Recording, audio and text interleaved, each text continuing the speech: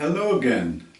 This is the third in the series of bite-sized theology. Bite-size, spelt B-Y-T-E. Clever, don't you think? Well, maybe not. Anyway, that's what I called it. Bite-sized theology. And this one I've chosen to call Rhinophobia. Rhinophobia.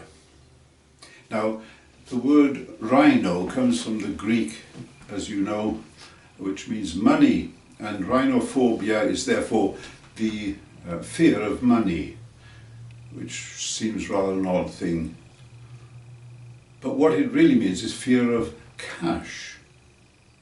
Investors advise us never to hold on to cash, but always to invest it. So hence rhinophobia. Get rid of your cash so that it gains interest and so on. Well, of course, that's not the sense in which I mean the word at all. Rhinophobia for me today is the fear of rhinoceros. Why should I fear rhinoceros? Well, many years ago when I was vicar in the parish in Hull, someone gave me a big poster which I put on the study wall, and it was a picture, a photograph of a rhinoceros. It was a very angry, arrogant looking creature, and underneath was the caption, "I may have many faults, but being wrong is not one of them." I have many faults, but being wrong is not one of them. Have you ever met a rhino? Have you ever been a rhino? I certainly have, on both counts. You know, the claim that we have the exclusive ownership of the ultimate truth is one of the most dangerous claims that can exist. Not confined to religion, but it's also true, of course, in politics and many other spheres. But most of all, in religion, it is extremely dangerous. This lust for certainty that many religious people seem to have, the lust for certainty. Certainty is the polar opposite of faith. The polar opposite of faith. And it's time, I think, that the world religions purged themselves of this certainty of exclusive rights to the truth.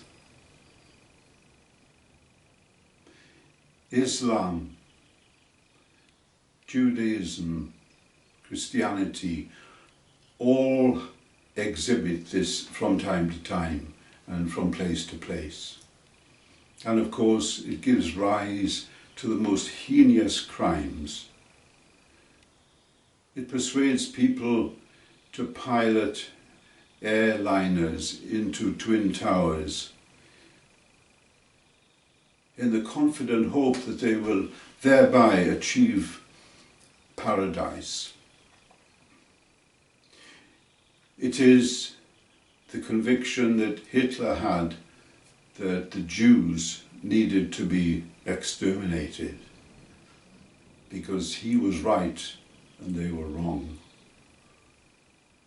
And Christianity is not free by any means of this sin of exclusivity, which leads to the Spanish Inquisition. It leads to the Crusades, where